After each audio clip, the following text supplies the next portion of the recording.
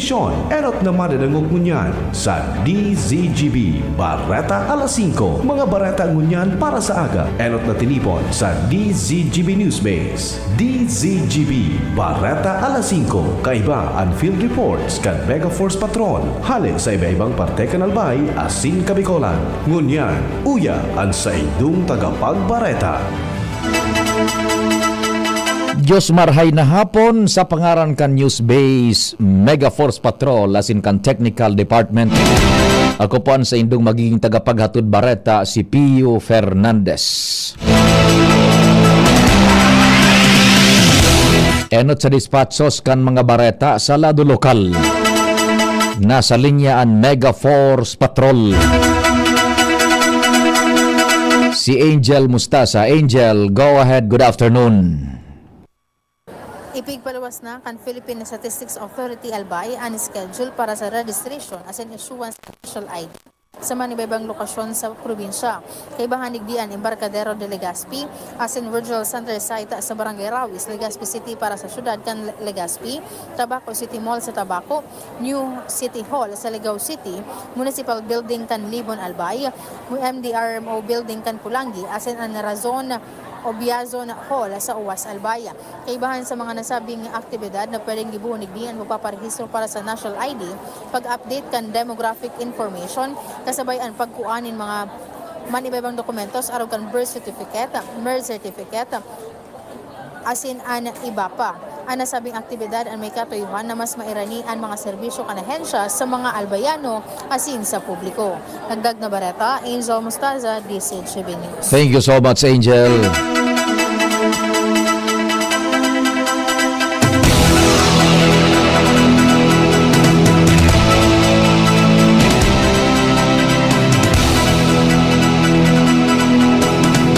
Dagdagan ta panditalyas kan mga bareta sa lado lokal.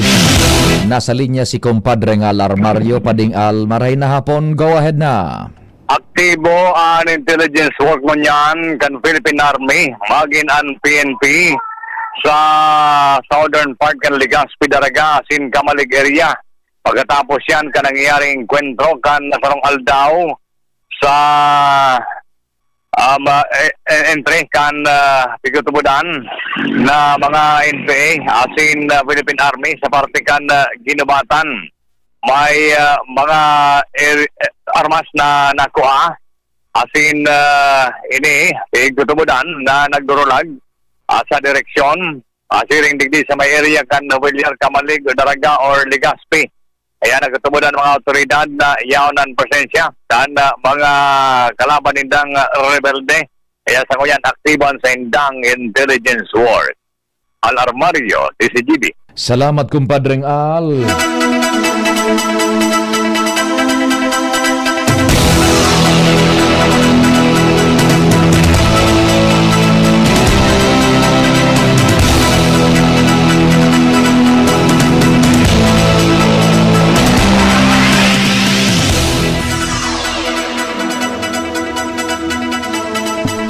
Ngunyan sa detalyas kan mga bareta sa lado nasyonal, formal nang nag-convene ang Senado bilang impeachment court na kinaraman sa articles of impeachment laban kay Vice Presidente Sara Duterte. Nahahampang ang Vice Presidente sa apat na artikulo ng impeachment may kinaraman sa mga aligasyones nin salang paggamit kan confidential funds, day maipaliwanag na kayamanan, panunuhol asin patakot sa mga opisyal kan gobyerno. Mapaluwas maning writ of summons ang Senado kay Vice Presidente mantang sa oras na maresibi ang summons, ipiko pasumitir ang Vice kan kasimbagan sa laog ning 10 Diaz. Mientras tanto, naentra na sa mayoriya sinda Senador Juan Miguel Zubiri asin Senador J.V. Ejercito, kaya nasa 11 na ang kabilugan kan numero kan Senate Minority. Mantenido naman na sa 13 ang numero kan mayoriya. Posibleng magpuon man ang mismong trial proper sa Hunyo, mantang may ipigparar ang Senado na objective calendar na nakabase sa required numero na nakabase sa pinaghagad na numero nin mga aldaw para sa simbag asin iba pang proseso. Matatandaan pinag-aprobaran kan House of Representatives ang articles of impeachment na ipinagsampa laban kay Duterte dahilan para isaangat ang proseso sa Senado para sa impeachment trial. Mientras tanto, nanumpa na si Jose Luis Montales bilang bagong Senate Secretary kasalida ka nagdimitir na si Mark Leandro Mendoza. Paglilinaw ni Mendoza, nagsumiter siya ng resignation kan Martes out of courtesy. Dahil ininin kinaaraman sa nangyaring ribok sa Senado. Nagservis dati si Montales birang Secretary General kan Kamara kan panahon kan termino ni Senate President Alan Peter Cayetano bilang House Speaker. Naging City Administrator man kan Taguig City si Montales. Mientras tanto, nakalerto na ang mga units kan Philippine National Police sa posibleng hero protesta asin iba pang aktibidades en koneksyon sa pagpuon kan impeachment court proceedings kan Senado. Sigun kay PNP Chief General Jose Melencio Nartates Jr., nakataltag ang fuersas kan pulisya tanganing masiguro ang kaligtasan kan gabos na aktibidad kan iba-ibang grupo hali sa mag-inibong nalado kan politika kapag kasabing piglalauman ng halangkaw na emosyon kan mga suportadores kan mga ini. Kasabay sa pinakusog ang deployment kan mga pulis sa palibot kan Senado asin iba pang convergence points sa nasyon. Naglalaom naman si Nartates sa mga realista, nagigibuhon na matrangkiloan sa indang aktibidades. Sa katakod pang Bareta, bantay sarado ning sobra sa 900 na pulis ang luwas kan Senado, puon pa kasubagong aga sagkod ngunyan. Sigun kay PNP National Capital Region Police Office spokesperson Major Hazel Azilo, kasabay inika na pag-convene kan Senado bilang impeachment court. Nagpreparar man ning hiro protesta ang nagkaperang grupo tanganing ipangapudan ang pagkapatalsik sa pwesto kay Vice Presidente Duterte.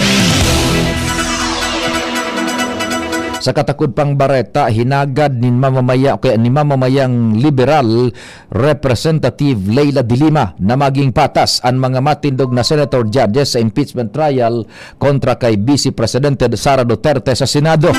Sinabi niya ini sa pag-atindir kan nagkapirang miyembros kan Kamara sa Mass for Peace and Accountability sa shrine kasuudma. Mentras na maatindir ang 11 na House Prosecutor sa pag-convene kay ini bilang impeachment court sa mga pagdangog kay Vice Presidente Sara Duterte ngunyan na Lunes, Mayo 18, alas 3 nin hapon. Sigun kay Bicol Saro, Representative Terry Redon na kumpiyado sindang makakumbinsir ang senator judges na hatulan ang Vice Presidente anuman na maging liderato kan Senado.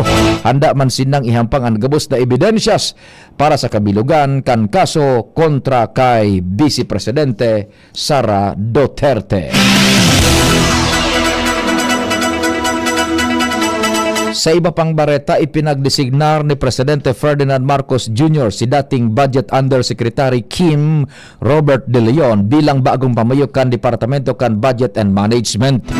Si De Leon, presenteng Assistant Professor sa Universidad kan Pilipinas, National College of Public Administration and Governance o NCPAG sa Diliman.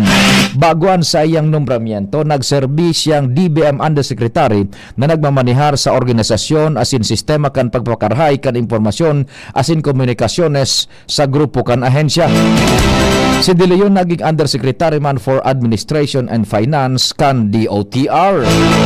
Nagtapos si De Leon nin kursong Public Administration bilang cum laude sa UP asin may duwang master's degree sa Urban and Regional Planning and Public Safety Administration. Mientras tanto, I fully respect the wisdom of his decisions. Ini ang pahayag ni outgoing DBM Acting Secretary Rolando Toledo kasunod kan pagdesignar nin bagong sekretarya kan ahensya. Tinaawan doon ni Toledo na nagserbisya sa kagustuhan kan presidente kung kaya pigrerespeto niya ang naging desisyon kaini na salidahan siya bilang pamayo kan ahensya. Sa iba pang bareta, bilog pa ang tiwala ni Presidente Bongbong Marcos Jr. kay Interior Secretary Junvic Rimulya sa tahaw kan mga pagmabatiko sa pagpalyar na ipaarestar si Senador Bato de la Rosa sa bertud kan International Criminal Court arrest warrant. Sigun kay Palace Press Officer Undersecretary Abogada Claire Castro, day na pag-uruna na saridahan ng opisyal. Day man pigihiling kan Presidente ang posibleng pagdesignar kay dating Senador Antonio Trillanes IV o dating DILG Secretary Benhur Abalos bilang pamayo kan ahensya. Naku, si Trillanes. Mientras tanto, ipagpahiro na ni Presidente Ferdinand Marcos Jr. ang Departamento de Enerhiya para tulos na maresolberan ang mga power disruptions na naging kausa kan rotational brownout sa nagkapirang lugar sa Pilipinas.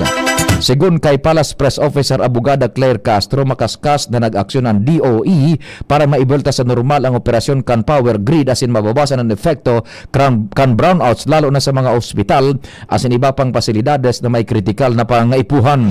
Kasabay sa mga lakdang ang pagpapagibon asin pagbubulta sa mga apektadong linya kan National Grid Corporation of the Philippines o NGCP, kasabay ang Tayabas Ilihan asin Dasmariñas Ilihan 500 kilovolt lines.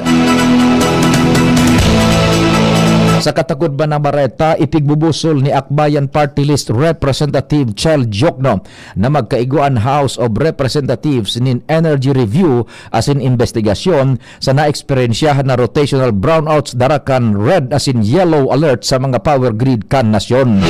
Dahil dapat ako ng sitwasyon para kay Jokno na sa kasagsagan kan tag-init, rinibong tao ang nawawaran ng kuryente. Sigun kay Jokno, dapat ining investigaran tanganing maaraman ang rason kang problema asin kung may kapalpakan ang energy agencies, NGCP asin iba pang power producers. Mientras tanto, inako ni Energy Secretary Sharon Garina nagbaba pa ang inventaryo kang petrolyo sa Pilipinas. Ini matapos na mairehistro ang 46.85 aldaw na inventaryo sa gasolina, 45.74 dias naman para sa krudo, 152.12 dias sa kerosina, 59.74 aldaw sa jet fuel, 50.14 aldaw man sa fuel oil asin 30.21 aldaw sa LPG. Siniguro naman ni Garina dai pa ini nakakaalarma lalo na ngunya na padagos man ang pag-importar ng petrolyo kang Pilipinas hali sa man iba-ibang nasyones. Pinagkonfirmar man ni Garina na dainin magiging paghiro sa presyo kan LPG maski magkaigo ning paglangkaw sa presyo kan krudo asin gasolina. Sa katakod man na bareta, mapautob nin piso kada kilogramong rollback ang Republic Gas Corporation o Regasco poon sa aga Mayo 19. Magkakawat sa 1,314 pesos sagud sa 1,449 pesos ang 11 kilogramong tangke kan LPG kan Republic Gas Corporation. Sigun kay Regasco President Arnel T, na dahilin ini kan padago sa pagbaba kan shipping cost kasunod man kan pagbaba kan presyo sa global oil market. Mabueltan detalyes kan mga bareta pakalis kan nagkaperang pagiromdom. For liver health, level up na. Liverate Pro. Silimarina, multivitamins pa. Ang Liverate Pro ay hepatic protector which may help sa kalusugan ng atay kasama ng proper diet at exercise. Maaari ding makatulong ang Liverate Pro sa treatment ng chronic inflammatory conditions tulad ng fatty liver. Liver up na! Liverate Pro! Mabibili ang Liverate Pro sa lahat ng leading drugstores nationwide. Silimarin plus multivitamins is the generic name of Liverate Pro. If symptoms persist, consult your doctor. May Silimarin, may multivitamins pa. Yan ang Liverate Pro. Tulong sa pangangalaga ng atay. Liver up na tayo with Liverate Pro.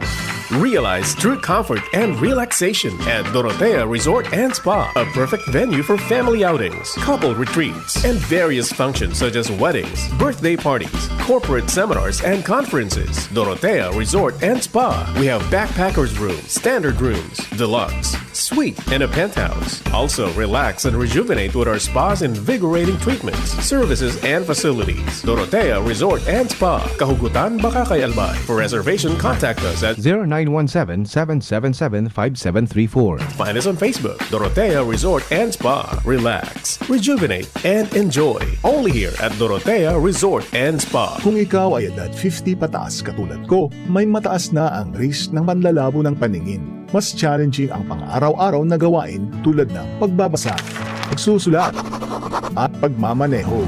Ang Optin ay may lutin na maaari makatulong sa kalusugan ng mata, nilalabanan ang epekto ng glaucoma, macular degeneration at katarata. Kitang-kita ang kalusugan. Mabibili ang Optin sa mga pangunahing butika nationwide. Mahalagang paalala, ang Optin ay hindi gamot at hindi dapat gamitin panggamot sa anumang uri ng sakit. Discover the beauty of playing brightly with New Star Online, a world of smart play and luxury entertainment now in your hands. New Star Online. Have fun. Take it easy. Gambling is for 21 years old and above only. Gambling can be addictive. Know when to stop. Email at responsiblegaming@pagcor.ph. Discover the beauty of playing brightly with New Star Online. Luxury entertainment now in your hands. Gambling is for 21 years old and above only. Gambling can be addictive. Know when to stop. Email at responsiblegaming@pagcor.ph.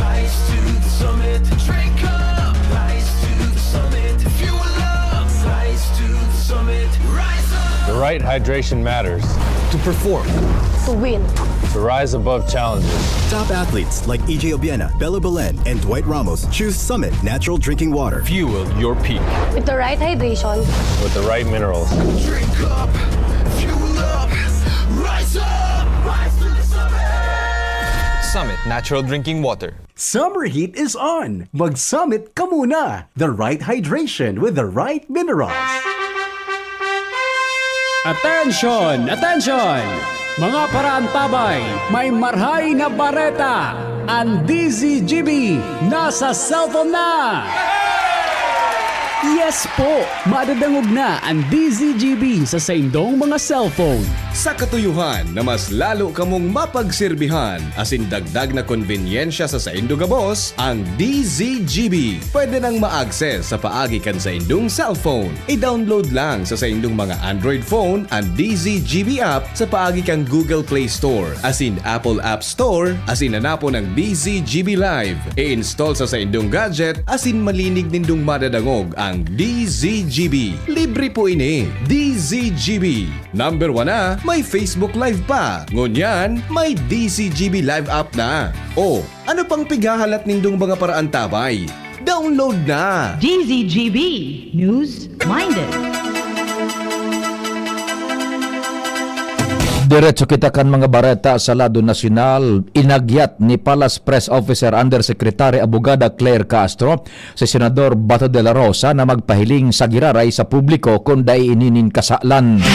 Sinabi ni Castro na aram ni Senador Bato bilang dating Philippine National Police Chief na igwaning balidong mandamiento de arresto na ipinaluwas ang International Criminal Court. Matatandaan kan Huwebes, Mayo 13, pinagkonfirma na Senate President Alan Peter Cayetano na dahil na sa Senado si Bato de la Rosa. Sa katakod pang bareta, dahil pwedeng gamiton ni Senador Ronald Bato de la Rosa ang parliamentary immunity tanganing malikayan ang pag-arestar sa iya. Inan tinaawanin doon kan opisina kan Solicitor General. Sigun sa OSG, pigagamit sa na ang parliamentary immunity sa mga kasong may padusang dai masobra sa 6 na taon na pagkakapreso. Alagad sa kasong crimes against humanity na pinagkukonektar kay De La Rosa sa irarom kan International Criminal Court, may magabat na kapadusahan arog kan habang buhay na pagkakapreso. Sinabi man kan opisina kan Solicitor General nagarong naglilikay si De La Rosa sa mga otoridad kaya dahil siya pwedeng maghagad tulos nintabang sa korte mantang wara siya sa jurisdiction kaini. Magigirumduman na kan Nobyembre, sinabi kan Korte Suprema na sarong pugante iyo ang dapat ngunang magsuko bago makahagad ni judicial relief sa korte.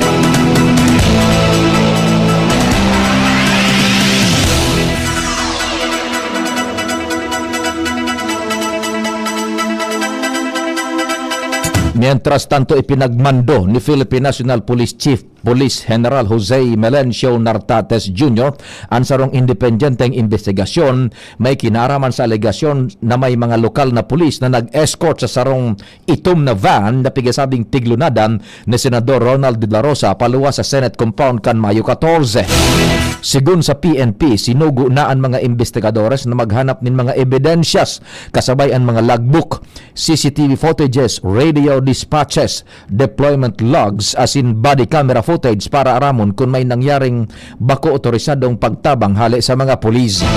Katuyuhan kan investigasyon na maberifikar kung may pagbalgar sa mga regulasyones asin kung may mga personalis na naggamit ng derechos o ekipahes kan pulisya na dainin pag-aprobar hali sa indang komandansya. Mientras tanto na resibina ngunyan kan Senado Mayo 18 ang suspension order ni Senate Acting Sergeant at Arms Mau Aplasca asin subpina sa CCTV footages sa nangyaring putukan sa Senado kan Mayo 13 sigun kay Assistant Ombudsman Miko Clavano. Pinagkonfirmar ini ni Clavano matapos manutaran ang personahe sali sa opisina kan Ombudsman sa premises o kaya sa solar kan Senado kan Lunes. Matatandaan enot ng sinabi ni Ombudsman Jesus Crispin Remulla na nagsayumaan Senado na ako ang subpina para sa CCTV footages asin mga dokumentos may kinaraman kay Aplasca na pinararom sa anom na bulan na suspensyon na daining sweldo mantang nakapinjantan investigasyon kan Ombudsman. Presenteng pinag-iimbestigaran kan Ombudsman ang yaring shooting incident sa ikaduhang eskalon kan Senado kan nakaliis na semana kung saan enot ng inak o ni Aplasca na siya ang enot na nagpaputok ng warning shot sa katahawan kan konfrontasyon sa pag-ultanan ninda kan mga tauhan kan NBI bilang parte kan rules of engagement. Sa katakod pang bareta, pinagsiguro man ni Ombudsman Jesus Crispin Boying Remulla na padagos ang investigasyon sa manumalyang flood control project sa ibong kan mga nangyari sa Senado. Pinag-aadalan ang naresibin ng partial Blue Ribbon Committee report kan Senado sa kontrobersyal na mga proyektos. Pighanda naman ang mga draft complaints as in presenteng nagpapadagos ang investigasyon kang nasa 35 sa 45 kaso. Dagdag pa kan Ombudsman na pig-imbestigaran man kan Tanud Bayan ang mga membros kan small committee kan Kamara asin Senado na responsable sa pagsasapinal kan national budget na ipinagsumitir sa Presidente. Kasabay digdi sina dating Marikina 2nd District Representative Stella Kimbo, dating Zamboanga City Representative Manex Dalipe asin House Minority Leader Marcelino Libanan. Si Kimbo ang naging chairperson kan House Appropriations Committee, makalis na magdimitir si dating Ako Bicol Party List Representative Saldico asin miyembro kan pinag-apod na small committee kung saan na-issue an insertions sa national budget kan taon 2025. Ultimong detalyes kan bareta, pinagsuspender kan Philippine Coast Guard asin Maritime Industry Authority ang sarong passenger ship matapos ining magbuga nin mahibog na maitumo na aso manta nagabiyahe hali sa Calapan Port pasiring sa Batangas Port kan Mayo 14 kaining taon. Base sa ginibong inspeksyon kan mga otoridad, nadiskubre ang nagkapirang problema sa barko kasabay ang pagmalpungsyonar kan sa inang air cooler kan main engine numero 4, danyo sa component kan engine numero 2 asin paggamit nin bako magkakanigo na lubricants na nakaafektar sa dalagan kan makina. Sa pangaran ka nagsururat ka ng informasyon sa Panginot ni News Director Mardila, Jen Matthew Balyaran. Mega Force Patrol sa main control si June Napolis, sa IT si Jerome Nico Martinez. Ako po si Pio Fernandez. Salamat, Diyos marhain hapon. Ang ubo at hika hindi na pinatatanggal. Ilabas ang ginhawa. Plemex Forte Capsule. Ang Plemex Forte Capsule ay gawa sa natural na lagundi